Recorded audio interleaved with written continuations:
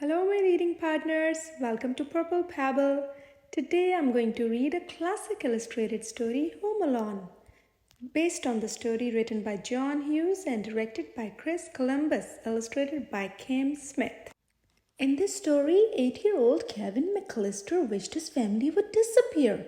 He never thought his wish would come true. It was 3 nights before Christmas, and the McCallister's family was getting ready to leave for vacation. Everyone was busy packing. Everyone except Kevin, who was busy getting into trouble. "Go straight to bed," his mother demanded. "That's enough trouble for one day." Lying in bed, Kevin could hear voices and laughter coming from downstairs. Everyone was having fun without him. "I hope I never see my family again," Kevin whispered. "I wish I was home alone." The next morning, the house was very, very quiet. No one was shouting, no one was running around, no one was telling Kevin to hurry up and eat his breakfast. No one was home. Finally, Kevin realized what had happened. "I made my family disappear!" For the first time ever, Kevin had the house all to himself. He raced up and down the halls. He jumped on all the beds. He ate a giant ice cream sundae for breakfast. After watching hours of television, he searched through his brother's private stuff and rode a toboggan down a giant mountain. He even tried his father's aftershave lotion. This was not a good idea. It stings. But sometimes it was scary to be all alone. Kevin was especially afraid of his next-door neighbor. Old man Marley was the scariest person who lived on their block. And that night, Kevin heard whispers outside the living room window. Burglars were snooping around his house. "You see," Marv said, "most of the houses on the street are empty. Everyone is away for the holidays." "Perfect," Harry said. "We'll come back tomorrow night and steal everything." Kevin was so scared he dialed 911, but the telephone didn't work. The wires had been damaged in a snowstorm. After hiding under his parents' bed for a long time, Kevin decided that he was being silly. "Only a wimp would be hiding, and I can't be a wimp. I'm the grown-up of this house and I need to act like one." The next day was Christmas Eve, and Kevin had plenty of grown-up work to do. He walked to the grocery store and bought food. He put his clothes in the washing machine. He decorated a Christmas tree. And he hung Christmas stockings for his parents and brothers and sisters.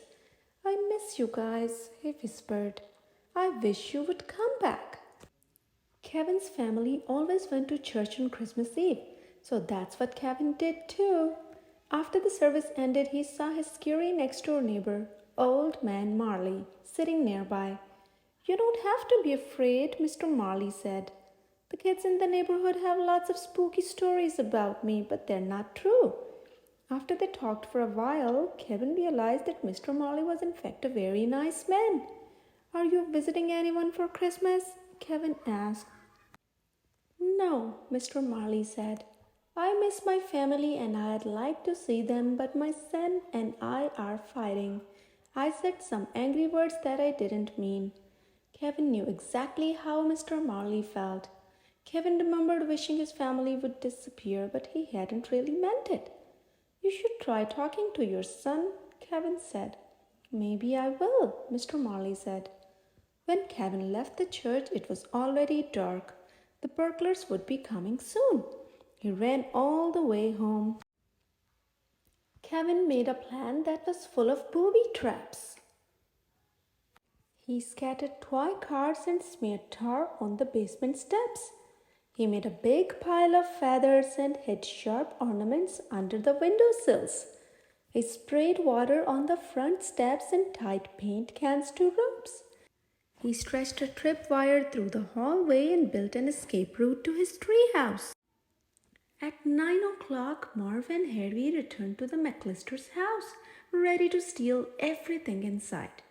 They didn't know that Kevin had sprayed water all over the steps, or that the water had frozen into slick, slippery ice. The burglar stumbled into all of Kevin's traps. Yuck! Yow! Wow! Ew! Marv and Harry slipped on the toy cars and were knocked over by paint cans. Kevin escaped through his bedroom window and ran next door to his neighbor's house. Unfortunately, Marv and Harry were close behind. "Now we have got you, kid," Harry said. Mr. Marley arrived just in time. Whack, whack! He bonked the burglars with his snow shovel and called the police. Then he brought Kevin home. That night, Kevin left a note for Santa Claus along with some milk and cookies. He couldn't wait for Christmas morning.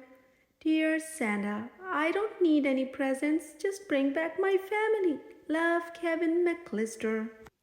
When he woke up the next day, Kevin rushed into the living room. "Mom, Dad, is anyone home?" No one answered him. Then he heard a familiar voice. "Kevin, is that you?" His mother was home.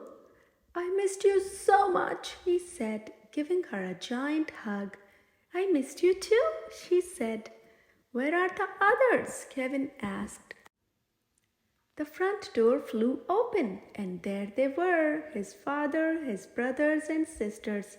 Everybody was home at last. "Are you okay?" his father asked. "I'm just happy you're all back," Kevin said. "Merry Christmas!" The end. I hope you have enjoyed the story. Be sure to buy a copy of this amazing storybook for your home library and click on the like and subscribe button.